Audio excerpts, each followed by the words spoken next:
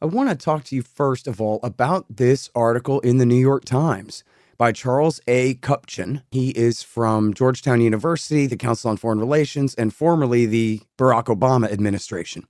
And he wrote Right. this piece in the New York Times called "It's Time to Bring Russia and Ukraine to the Negotiating Table." So, first of all, he makes some arguments. But second of all, I think it's news that the New York Times ran this and that it's by an Obama guy and a Council on Foreign Relations guy. And I wonder if you think, as a Kremlinologist out here reading the tea leaves with the rest of us, whether this indicates a shift inside the American establishment to, if not your point of view, maybe at least Henry Kissinger's point of view, that, well, this has been fun, but it's time to start wrapping it up now rather than risking making it worse. Oh, I think there's been a struggle inside the administration for some time now between those who feel that things have gone too far and that we should somehow or another intervene to provide a platform for an end to the fighting, and those who think that they've got to prosecute this thing to the last Ukrainian. Now, the fact that this man, who, as you point out, Kupchan, is connected to the left, and he's also simultaneously a CFR type and probably what you would call a neocon of the left, is significant. I think it should be taken very seriously that he would go out on a limb like this and say this, because that means he represents a substantial portion of the people in the NSC staff and elsewhere who think that this should come to an end. I also think it's because the truth is coming out. I don't know if you saw it or not, but a group of Australians managed to find bots that were anti-Russian, pro-Ukrainian, sending out millions and millions of messages virtually from the beginning of the conflict, all of which were lies. And I think there's more and more evidence finally penetrating that this sort of eternal Ukrainian victory parade was always a mirage and an illusion, that the Russians have crushed the Ukrainians and are getting ready to finish the job. So I think all of that together contributes to this man's article. Yeah. Well, okay, so that's a very important point. And they put this in the Washington Post. I'm sure you saw this 2 or 3 weeks ago. They just buried the lead halfway through an article and said, well, the Biden administration recognizes that Ukraine cannot win this war outright. And that ultimately it will have to be a negotiated solution. I guess they think that they can get the Ukrainians in a position of better strength before they negotiate. But they've already admitted they're not going to be able to force the Russians out. They declare that no matter what it takes or how long it takes, we're going to help Ukraine completely force Russia all the way out of Ukraine and including Crimea, while at the same time they admit that they know that that cannot work. Well, they've been lying to us about the war in Ukraine, about who is right, who is wrong, and who's done what to whom. Russia had always a legitimate reason for acting the way it did. And the Russians initially, the biggest mistake I guess they made in retrospect is that they moved in there very cautiously with the goal of minimizing casualties and destruction to infrastructure, and conveyed the impression that they were somehow or another weak. That is not the case, but that was because Vladimir Putin genuinely thought that we and the Ukrainians would be negotiating parties early in the conflict. He assumed that no one wanted the destruction and loss of life that we've seen. He turned out to be wrong. Now, I guess we're rethinking the position, but there's a problem, Scott. I'm not sure Putin is going to react to us the way we would like at this point. I think he's worried that whatever he does and whatever is promised will not be honored by the United States. And I say this because of what happened with the Minsk Accords. If we had stuck with the Minsk Accords, which essentially promised the Russians living in Ukraine equality before the law and guaranteed their rights as citizens to speak Russian and continue to school their children in Russian, I don't think any of this would have happened. We decided not to bother with it. And we told our allies, Britain and France and Germany, to ignore it. And so they did. I think he's got a real problem with believing anything we say. And to reinforce this, the current general who commands Russian forces in the Western theater, that is Ukraine and the Western, what we used to call the Western military districts of the former state, Surovikin, in his opening remarks when he took command, pointed out that a quote unquote Syrian solution for Ukraine is unacceptable. Now you have to understand, this man was in Syria and he saw these spheres of influence, if you will, spring up with the Turks controlling the north, the Iranians and their Shiite allies in Iraq coming up from the south, and the United States in the west, the Assad regime holding on to its bit with the help of the Russians. And what he's saying is that when this is over, this solution is off the table. In other words, whatever comes out of this, NATO, the United States, and the West can have no presence whatsoever in Ukraine. So under the circumstances, what are we going to do if we negotiate? There's not much for us to negotiate. And the Russians are in a position right now where they've got almost 700,000 troops surrounding Ukraine. And within a few weeks, I suspect they will attack. And that will be the end of the Zelensky regime and the end of the war, because they're going to go in with great force the way many people thought they would go in to begin with back in February.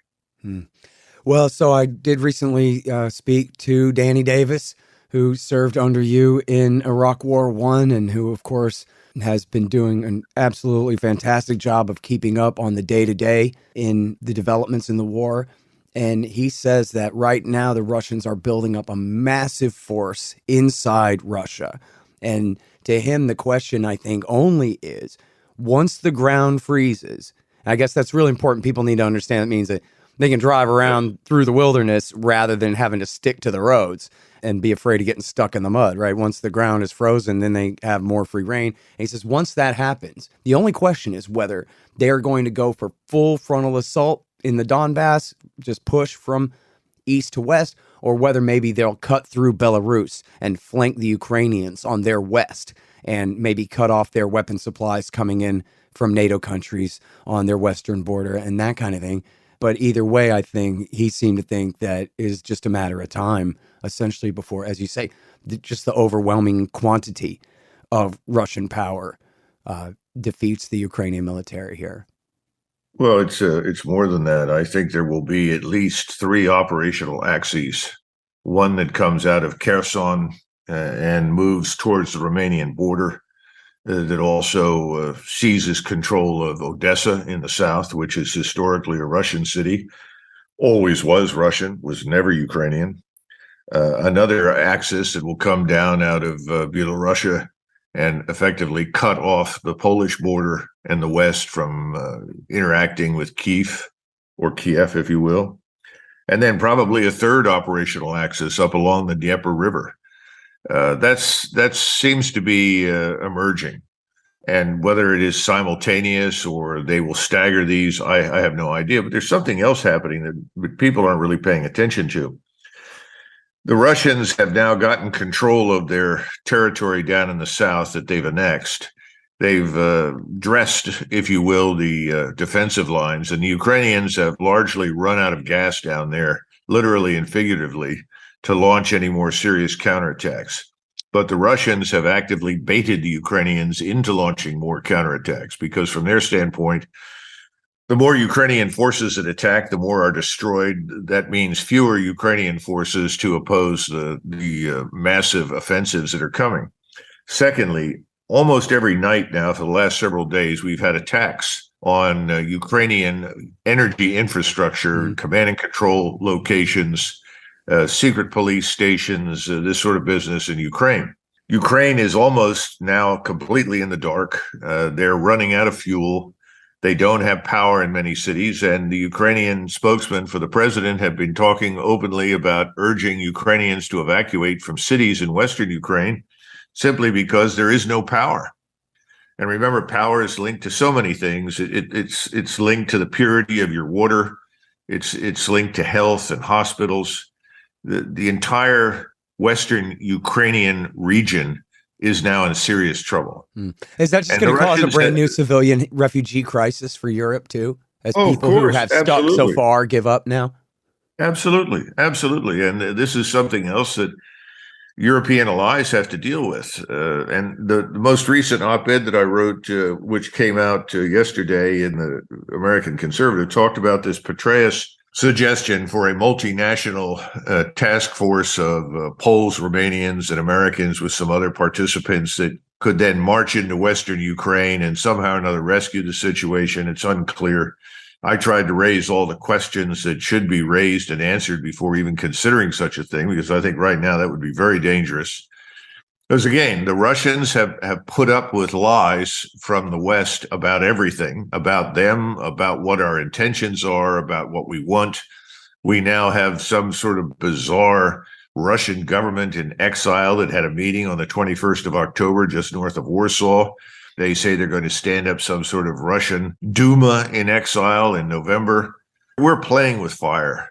Well, I This is hadn't heard that. outrageous They're nonsense. talking about creating a Iraqi National Congress for the Russians. Well, I think that's what's underway, and Wow. supposedly oligarchs, and these are Ukrainian oligarchs that have now had their property stripped away from them. Putin finally said enough's enough this week and took all of their property away from them, Hmm. which makes sense, quite frankly. Well, And that's what the when we Americans are say, doing. yeah, and Seizing. the other thing is the oligarchs. Let's face it; these people are hardly the top of the line in Ukrainian or Russian society. These people really do have ill-gotten gains. Sure. So the Absolutely. bottom line is that Putin is now doing all of the things that people urged him to do back in February and March. Hmm. So I think the Rubicon has been crossed, Scott. So I don't know what you're going to quote unquote negotiate with Moscow. I think Moscow is going to deliver a fait accompli. Yeah, I mean, here's the thing about it, right? Is the difference really came when he officially annexed not just the Donbass, but also Zaporozhye and Kherson, and then, signed it and said that this is a done deal now. This is now officially Russian territory. And that is a huge escalation right there because right, he can't negotiate that away. He can never give Kherson back now. He can never give Zaporozhye back now. That would be backing down so drastically. Of Um, course. and, I don't know. He needs Zaporozhye, right? Like he needed that land bridge across the Sea of Azov and Mariupol to guarantee fresh water to Crimea and continuity of power from the Donbass to Crimea. Zaporozhye is a little bit more north there. I don't know if he's just getting greedy, but essentially, to the point, he can't give these up in a negotiation. That line, he's drawn that with a black magic marker, and that's permanent, essentially, unless his military is simply forced out. And this is the thing that, the American side, you hear all the time about how we might continue to escalate this war as well. And there's a piece in the Washington Post last week where they have all these think tank experts saying, oh, conventional war between America and Russia is coming. We can't let them get away with winning this thing. And obviously, America's going to have to get involved. And this is, part of your piece is based on the great American fraud, David Petraeus, never met a war that he didn't triple and then lose anyway, saying that it's time for America to go to war with Russia in Ukraine. Yeah, well, I tried to point out in yesterday's op-ed how very foolish this is. We keep talking about the Russians over the last 8 months now are running out of ammunition. They're running out of missiles. They're running out of rockets. They're running out of everything. They're running out of soldiers. Well, that's all turned out to be nonsense. They haven't run out of anything. The people running out of things, of course, are the Ukrainians. If we were to involve ourselves directly with the Russians, sadly, I think the Russians would relish the opportunity. I don't think people in the West understand how enraged the Russian population is with the United States. They see us as having orchestrated, and not unjustifiably, everything in Ukraine. We built this army to attack them. We funded it. We supplied it. We trained it. And we are orchestrating the war effectively from Germany, from command and control structures that far away. And we continue to feed this monstrous war. Now we're importing mercenaries of various types and kinds, including former ISIS members, to fight. So, from the Russian standpoint, the only way to end this thing is to march in and smash the opposition once and for all. Remember, the demands at the beginning of this thing were really quite modest. They wanted a neutral Ukraine.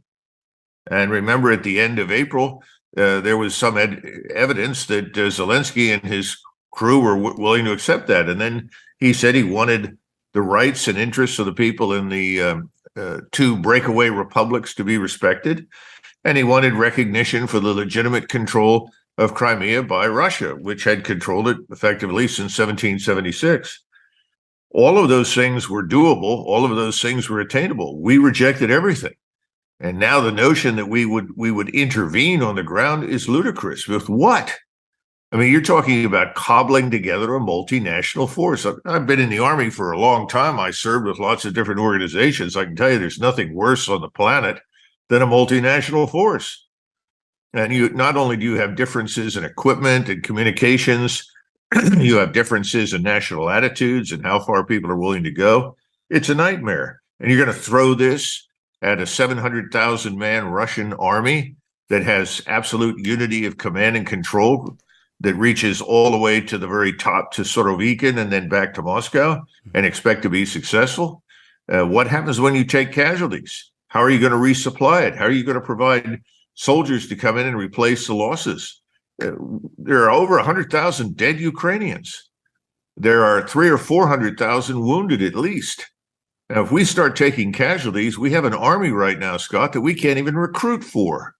People don't want to join it. They don't want to become part of the useless woke army. So who are we kidding? This doesn't make any sense. And then when they talk about the use of air power, we don't have integrated air defenses to protect Europe. We've never built those.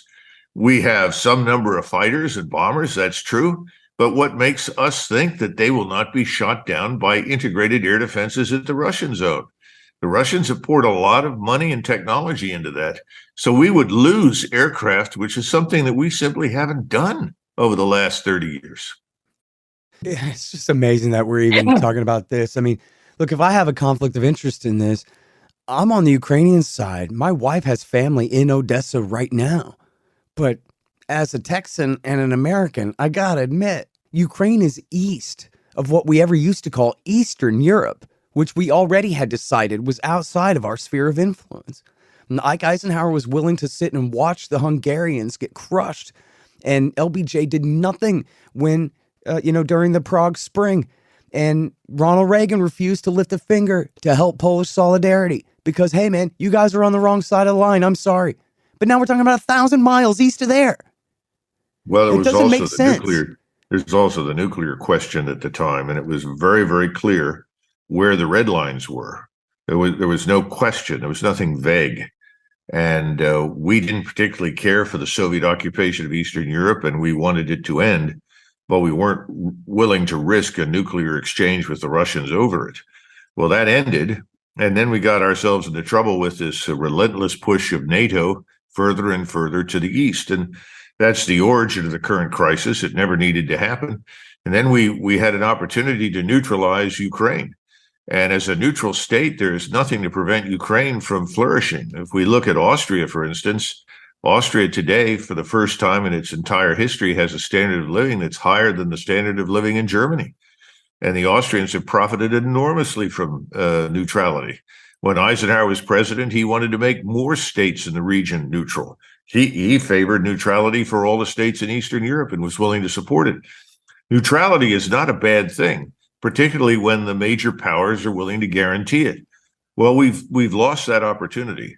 Now, the issue is if we go in on the ground, and this is my concern, and we end up taking serious losses, so much so that the American people are shocked and wakened from their stupor and finally realize what the administration has done to them by dragging them into a war they would otherwise never fight, are we going to then say, well, if you continue this, we're going to employ nuclear weapons? Because that's the only way I see nuclear weapons being utilized by us in some crazy notion of saving face. Because remember, you've got Stoltenberg, the Secretary General of NATO from Norway, runs around every opportunity he gets and says, well, if it turns out that we lose in Ukraine, that Ukraine's loss will be viewed as a loss by NATO, and NATO will have lost, and we can't tolerate that.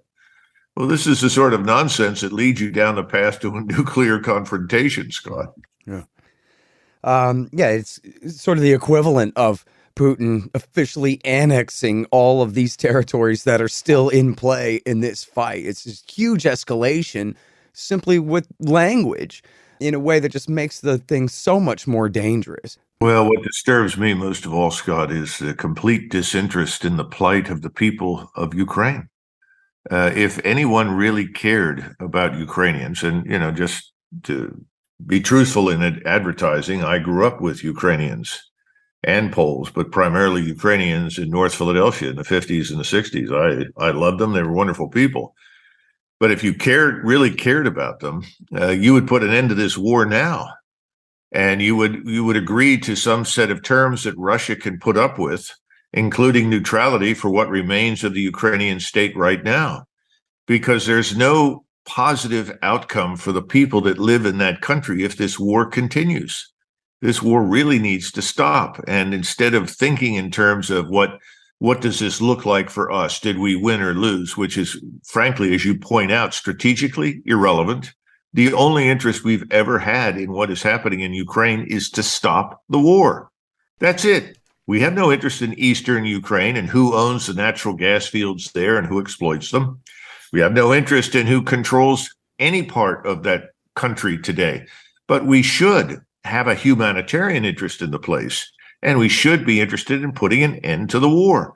And it's astonishing to me that there is absolutely no one raising his voice or her voice in support of that. Yep. Instead, we have to listen to all this nonsense about Putin being Hitler. Well, Mr. Putin may be many things, but he's certainly not Hitler, and he's definitely not Stalin. He is what he is, and the Russian people are behind him. His approval ratings have gone through the roof. They're in the high 80s. And that's because the people in Russia recognize the danger that we constitute in Ukraine to them. That's why we've got the war. That's another reason to put an end to this, because we don't want that to poison our relationship with Russia in perpetuity. Yeah. All right, now let me ask you about what Lyle Goldstein said, because I interviewed him. He's formerly at the Naval War College. I know you're very familiar with Lyle's great. With him. And he's got a little bit different take from you on the capability of the Russian conventional force here. And he wrote a big piece for Brown University, which I interviewed him about last week, that essentially says, look at the chart. The Russians don't spend much money on their military. And the kind of build up in the imagination of the Americans about Russian conventional capability has, really just like in the days of the USSR, it's been shown to be, vastly overestimated, that the numbers don't lie, and that he thinks that they could be in real trouble, especially when you look at the level of commitment in terms of weapons and training by the Western powers, and the putting in of more missiles and more higher end artillery pieces and these kinds of things. And that it could come down to a situation where the Russians decide that they built those low yield tactical nukes for a reason, and that now's the time to go ahead and use them. And he seemed to be extremely concerned that the Americans, and he's saying, Lyle, he's a smart guy. He was blaming the Americans for refusing to negotiate a peaceful resolution to this crisis before the war ever started. And he's absolutely criticizing the entire national security establishment for keeping it going instead of rallying around trying to have peace talks and figure out a way forward and all of that. But he's essentially saying he thinks that there is some likelihood that the American intervention on the side of Ukraine here could make the Russians feel like they really are being put in a corner, and that they have no choice to then go ahead and use some tactical nukes. And then the slippery slope argument goes, use them or lose them. Once the taboo is broken and A-bombs start going off, then H-bombs start going off too, and that's the end of the world. So, and he was upset, man. It was a hell of a thing interviewing him, and I kept being hyperbolic and hoping he'd kind of say, no, it's not that bad, Scott. But instead he kept saying, yeah, I think it's that bad, Scott, for an hour and a half. So I wonder what you think about all of that. Well, first of all, I think the world of Lyle, and he's someone that, I periodically consult with because I revere his command of information and his understanding of Russia. However, I would say the following. First of all, Lyle's absolutely right that back in January and February, we were dealing with a different Russia. And Russia was never the aggressive and dangerous power aimed at destroying NATO, by no means, under any circumstances. And their military was enough for the defense of Russia, and that was about it. That's changed, and we have affected that change. I would also point out that Russia has a martial history and a very rich military culture. And they have enormous industries that are now completely revved up to the maximum extent possible to produce not only weapons and munitions, but also to support a much larger military establishment. And that's what we're seeing emerge right now. This 300,000 man reserve mobilization is largely complete, and most of them have been integrated into formations and units that are forming up for this future offensive. But in many areas, this mobilization quietly continues, with the result that you could see a much larger force in January and February than 700,000. And I've tried to point that out to people. And my point is this: Russia has all that it needs in terms of high-end conventional military power to deal with us if we try to intervene, as well as with the Ukrainians. They don't need nuclear weapons to deal with us. The second part is that our forces on the ground in Europe are very small. We have 100,000 troops in Europe. Well, that comes to maybe 25, 30,000 combat troops. That's not very much. The Polish military, which was larger and more robust a couple of decades ago, has actually gotten smaller, and it has very little armor. And what it has is this very large, heavy armor that we utilize, which means that it can't use any of the bridges in Ukraine that it may have to cross. The Romanian military is not in great shape, and the Romanians are not a martial people and have no great history of military power. So you're looking at a multinational force that may appear to be robust on paper, but really isn't. That then takes you into our air power. And the air power that we have is substantial, but it's a shadow of what it was 30 years ago. 30 years ago, we had thousands of fighters. Today, we'd be lucky to get 500, 600, 700 into the air over Ukraine. And in contrast to 1990 and 91, thanks to precision guided microcircuitry that goes into all of the missiles, and thanks to the microcircuitry that allows computers in various radar arrays to compute solutions in fractions of a second, we're likely to lose a lot of that aircraft. So we are not, at least in reality, quite what Lyle thinks we are. In fact, I would argue that we are a shadow of our former selves militarily. So I'm much more concerned about the possibility that we go in and we end up taking losses, and that we are the ones that then fall back on the nuclear weapon. I don't think the Russians have any need for it. And if you look at the strikes that have been going on over the last few weeks, it's very impressive. Yeah. I mean, obviously, the Russians have the satellite-based reconnaissance, surveillance, intelligence assets, and collection assets that we do. And in addition to that, they have the means to put our satellite arrays out of business. Yeah. And by the way, Lyle did say too that, and by the way, I mean, Putin and his cabinet, his defense department and his right-hand man, Medvedev and whoever, they've been talking about nuclear weapons this whole time. But then last week, Putin said, come on, we don't need to use nukes. We're not going to use nukes. And Lyle took that as hugely important. That statement was like turning the temperature down by a couple of degrees at least. Well, listen, just as we have fools and hotheads in our country, the Russians have fools and hotheads in theirs. Medvedev is a lightweight, and I wouldn't pay too much attention to what he says. Sometimes he's used as a sounding board or is sent out, all right, Medvedev, it's time for you to go public and make the following ridiculous statement, and then we'll see what happens. Mm-hmm. I wouldn't pay much attention to it. Putin is very much in control, and his general officers that he's got around him are very solid people.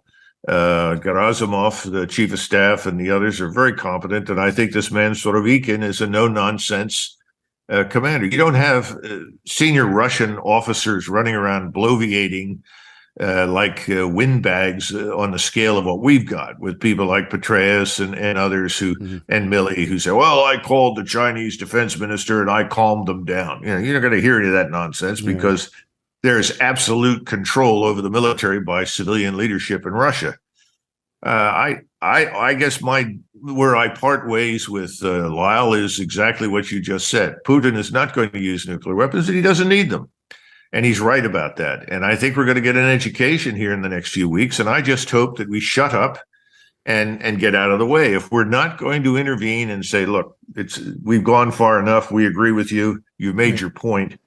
Let's sit down and come to some sort of arrangement. If we don't do that, which I think we should, by the way, I believe that.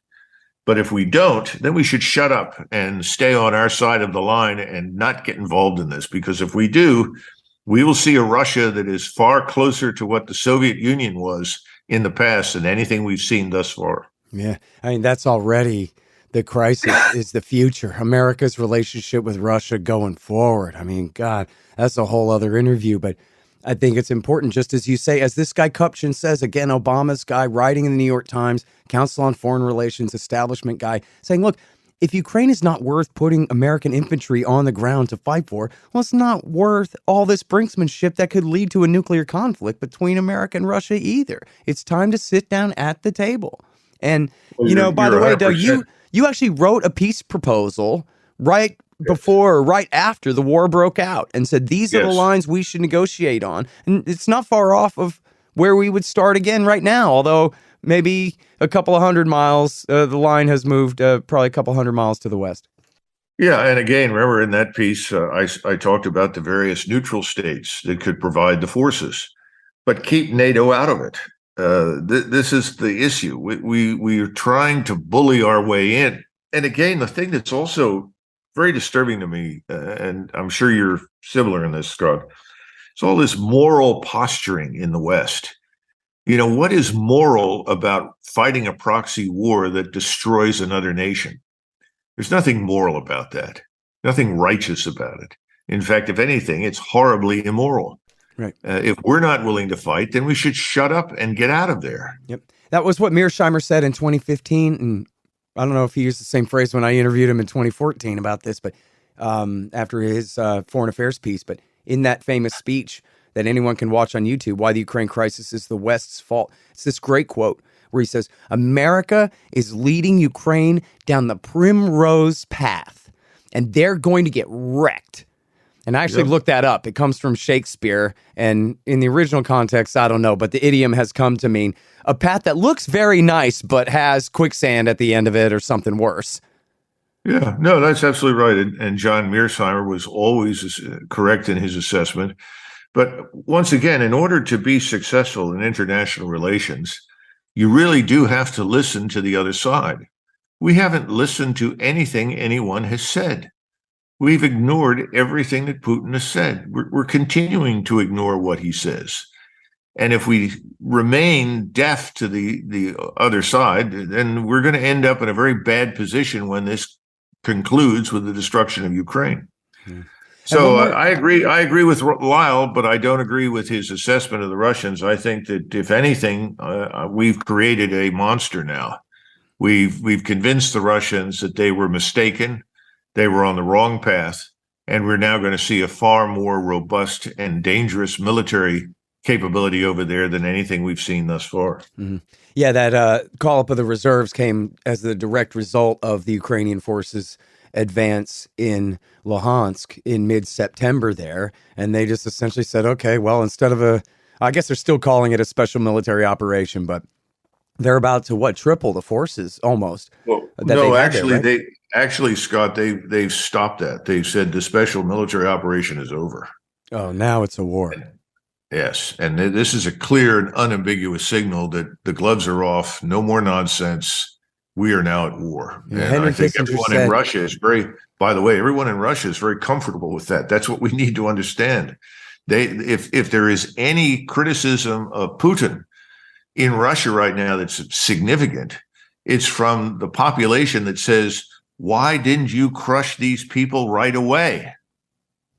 That's the issue. That's what we don't understand here in the United States. Yeah, I mean, they make it seem like the entire Russian population is united with the whole world against Russia, when the whole world just means America and Western Europe. Yeah, and the other thing, too, is remember, we have China in the background, India in the background. We have most of the non-European world, frankly, that is very privately supportive of what Russia is doing for all sorts of reasons that have to do with global finance and I think, exhaustion from dealing with us, because Americans don't understand just how much power we have wielded in ways that were often detrimental to the interests of other people. You know what? a big problem that we have here, right? John Robb was on the show talking about the Twitter swarm. You mentioned all the moralism and all the posturing in American politics right now. Is there anywhere, do we have someone who could play the role of Bobby Kennedy in saying, look, forget all the BS, let's make a deal here, pal? I mean, I actually am kind of sarcastic, but I'm out of ideas. I think maybe we send Henry Kissinger over there to Oh make a God, deal.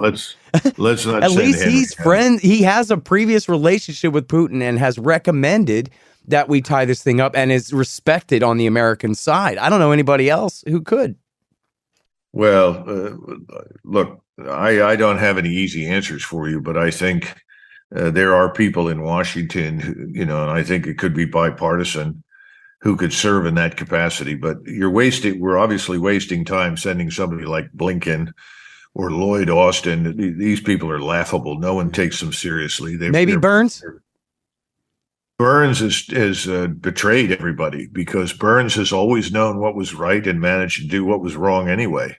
Yeah. He just came back from a visit to Brazil where he went down there to officially intervene in the election. I think he's lost all credibility. It would have to be people that are not holding key positions in the cabinet right now. They would have to be different. And I think they'd have to be bipartisan. I mean, sending any of these people, you might as well send that fool Pompeo, who likes to show up and start wars wherever he goes. Where's Bill Bradley? He's dead, right? Like, who do we got who has a reputation on both sides that's credible enough to do it? I mean it. Like, maybe it's just some wonk I've not heard of, but. Well, I still think that your best bet, the one man whose hands are totally clean in this matter, is probably Rand Paul. That's a good idea. Senator Rand Paul would have the gravitas and the common sense and the reputation for honesty. The problem is, what kind of guarantee does he have if he goes over and does something that it will be supported when he gets back? Because you have so many maniacs and I use that word judiciously. People that don't know what they're doing, that have a very false picture of the world, who still live in the early 1990s and in the unipolar moment, who don't want to come to any agreement with anybody, who think they can dominate the world. What about those people? Are they going to be shouted into silence? Are we going to keep them under control?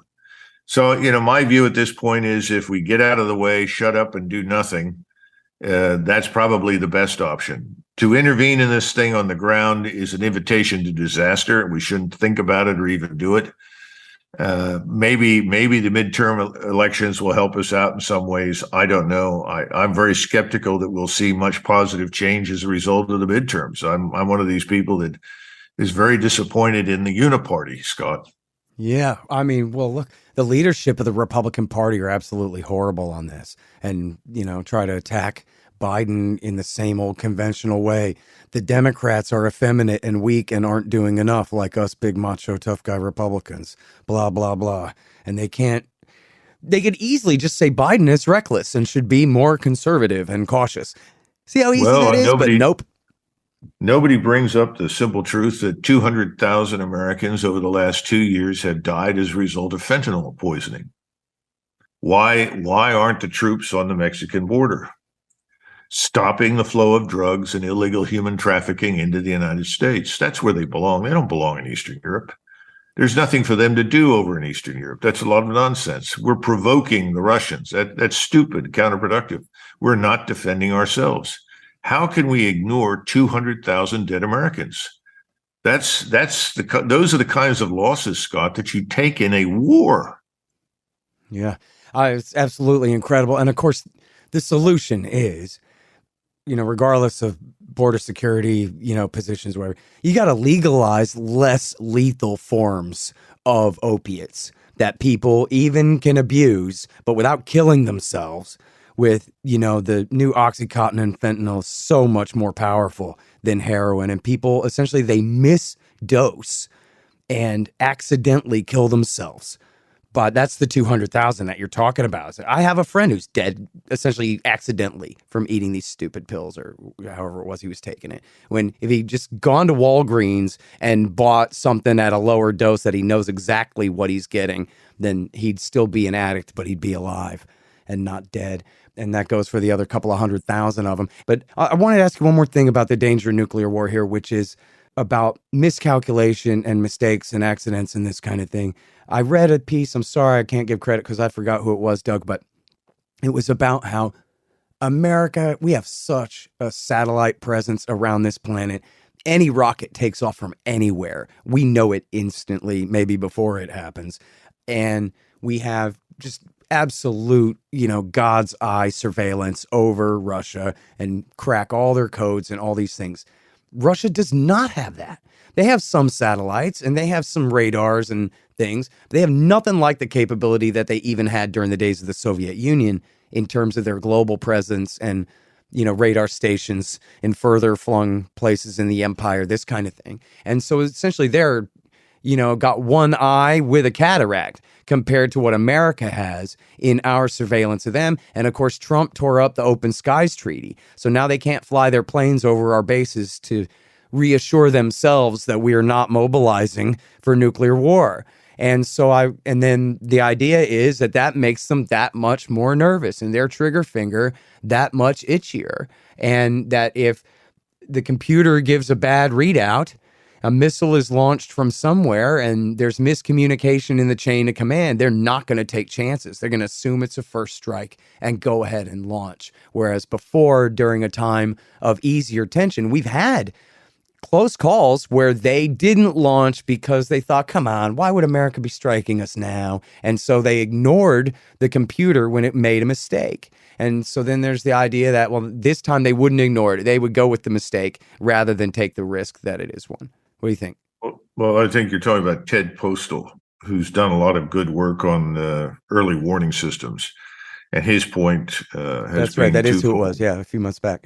Twofold. One is that Russia is really regionally focused. It's not globally focused as we are. And then secondly, that some of its early warning gear is antiquated and that we should talk to the Russians about improving their surveillance from an early warning standpoint. Well, I think Ted's right. The problem is, we're not talking to them about much of anything. And at this stage of the game, we are where we are, whether we like it or not. And I certainly wish that they had better visibility. But we always had the chance. Remember when we put these supposed anti-missile systems into Romania on the grounds that they were somehow or another protecting Europe from Iranian missiles, which of course was absurd. Mm-hmm. If we were really interested in getting along with the Russians, we could have brought Russian officers over there to come into the facility and see it. And at the time I was on active duty, I actually recommended that we examine that as an option. And of course, people said, you're out of your mind. Why would you ever do a thing like that? But I think that's the sort of thing that should happen. Can you tell me what year that was, Doug? Because I got to quote you from my book on that. This is before I left in 2004, and this was a discussion of what was going to go into Romania. And people understood right then and there that if you go into Romania and you build this anti-missile system to protect everyone from Iran, which is absurd, that you were threatening Russia and that the Russians would regard this as aimed at them. And, I simply made the remark at the time, well, that's easily fixed. Invite a party of Russian officers to come over and inspect this. I mean, you could set up a liaison office there to make sure that there's no concern. And of course, at that point, everyone was already beginning to treat Russia in a way that was hostile, that shouldn't have been the case. And this sort of desire to see hostility where there is none is now building real hostility in a way that is very dangerous over the long term. But Ted's work is excellent. I think he makes good points.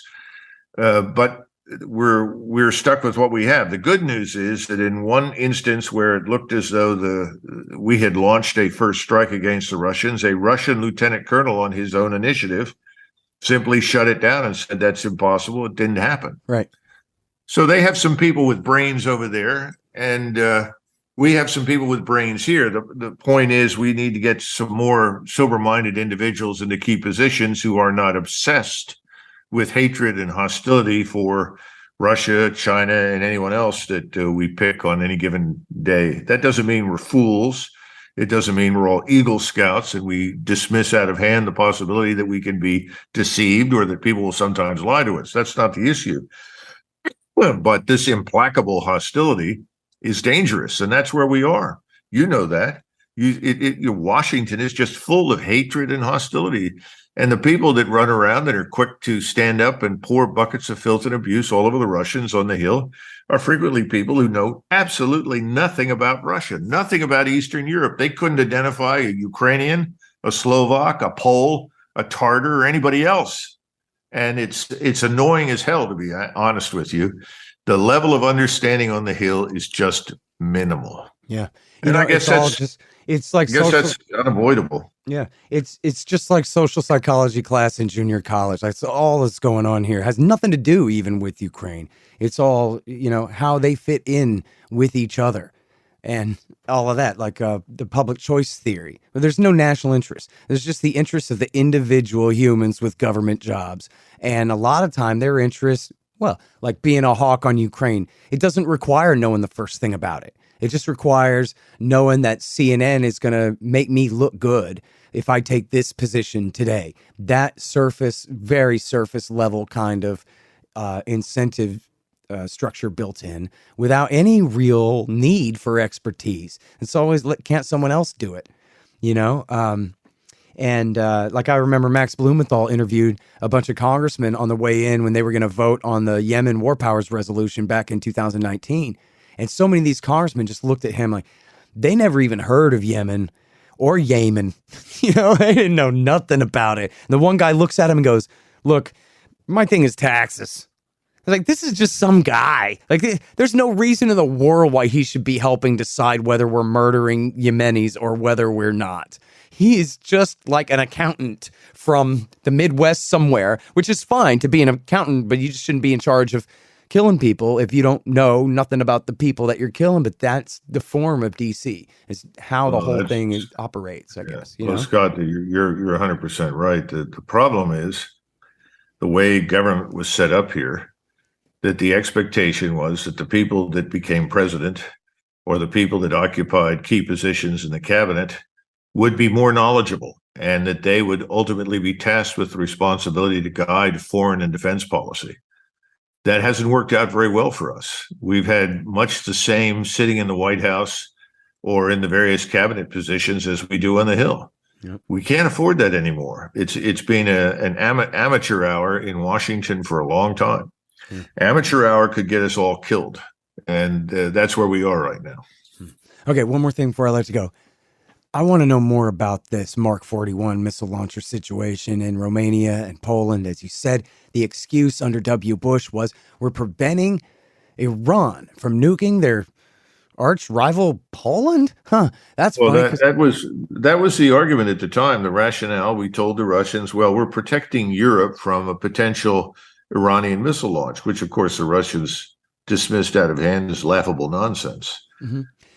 And that's where we are. Right. But now, okay, so Iran never had missiles that could reach Poland. They're not making nuclear weapons. Our new nuclear posture review reaffirms, I just talked with Ted Snyder about this, reaffirms that our intelligence agencies know for a fact the Iranians aren't even trying to make nuclear bombs. That whole thing was always a hoax.